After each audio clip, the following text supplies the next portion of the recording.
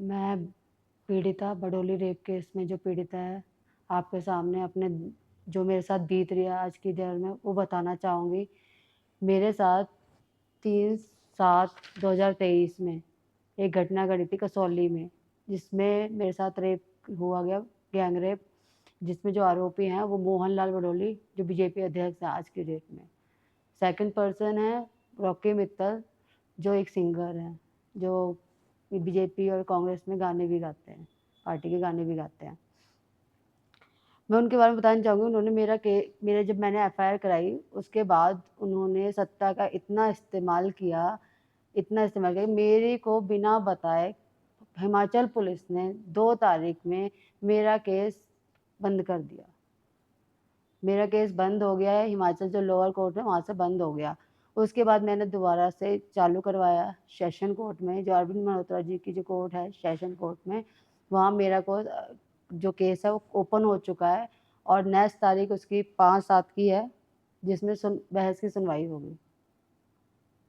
मैं बताना चाहूँगी आजकल मेरे को इतने थ्रेट्स मिल रहे हैं, मतलब आजकल क्या शुरू से ही मिल रहे हैं।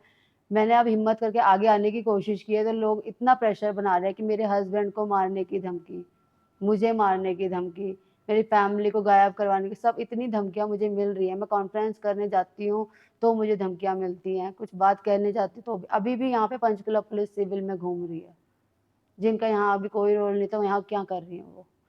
पंचकुला पुलिस ने मेरे पे इतना प्रेशर बना रखा है, उनके ऊपर इतना प्रेशर है कि वो मेरे के ऊपर दबाव बना रहे हैं, उन लोगों के ऊपर नहीं बना रहे हैं, मेरे ऊपर ही दबाव बनाया कि मैं केस पैसे वैसे लेके केस साइड हो जाऊँ। पैसों का लालच दे रहे हैं, मारने की धमकी दे रहे हैं। मेरी फ्रेंड को कॉल्स करके बताया जाता है कि उसको बोलो समझा लो, वरना उनके लिए 1-2 करोड़ कोई मायने नहीं रखता, वो मुझे गोली मरवा देंगे। ये बात मेरी फ्रेंड को ऑन कॉल धमकी आई है।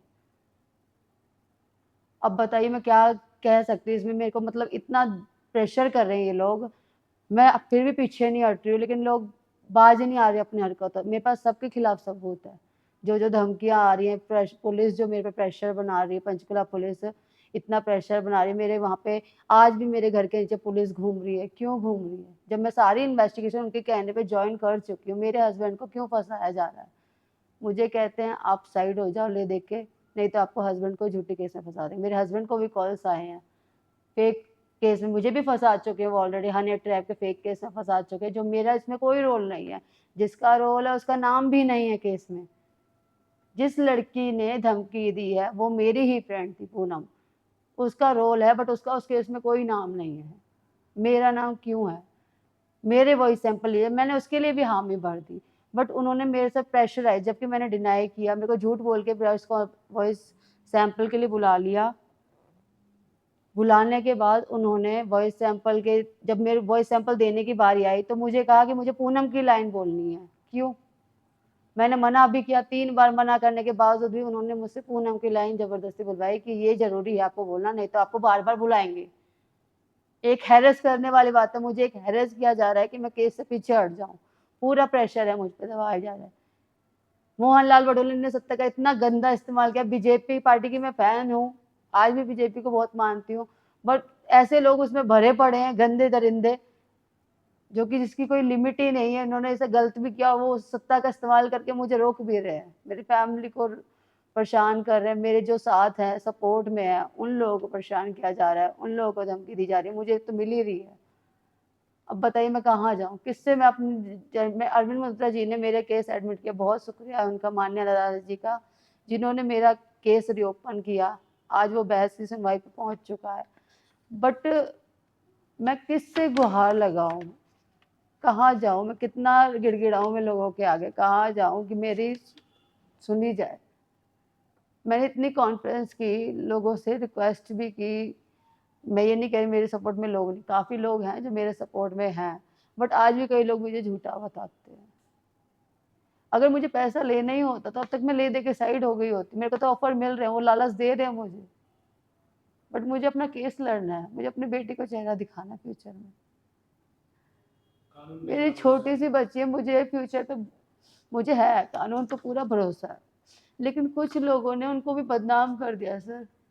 इतना प्रेशर मुझ पे बनाया जा रहा है, मेरे हस्बैंड को बेमतलब में इस केस में इन्वॉल्व कर रहे हैं, झूठे केस में मेरे पास और रिकॉर्डिंग्स हैं, धमकियाँ आती हैं कॉन्फ्रेंस से पहले कि अगर करूँगी तो ऐसा कुछ हो जाएगा। मेरी फ्रेंड को कॉल पे मारने की धमकियाँ।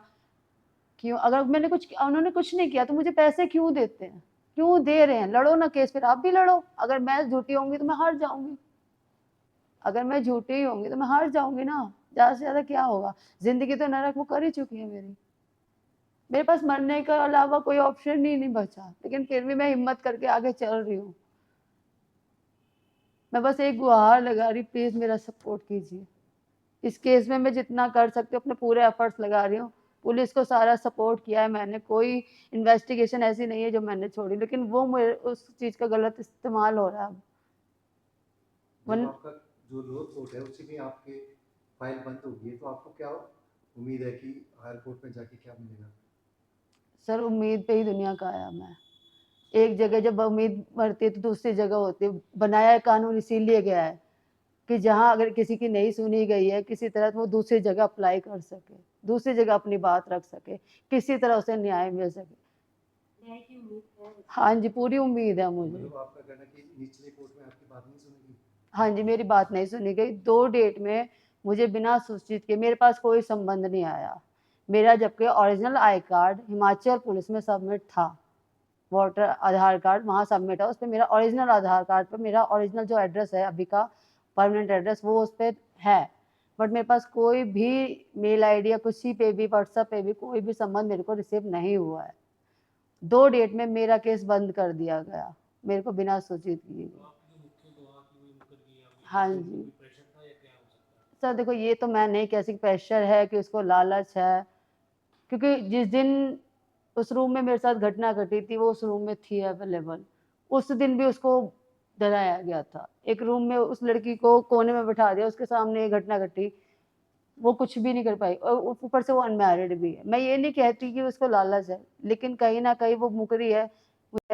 मुझे अब उसे लड़की कहते शर्म आ रहा है कि वो एक वही है जिसका वॉइस सैंपल आपको देने को हाँ जी, मेरे को मजबूर किया गया।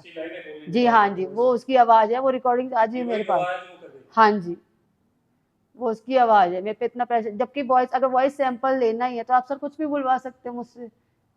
मेरी आवाज़ ही लेनी है तो कुछ भी, जब मेरी आवाज़ ही नहीं है उस रिकॉर्डिंग में तो आप कुछ भी हेलो हाय कुछ भी बुलवा सकते हैं।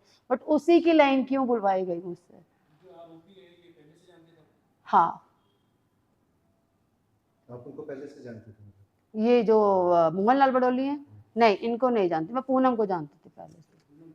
हाँ, पूनम मेरी फ्रेंड थी।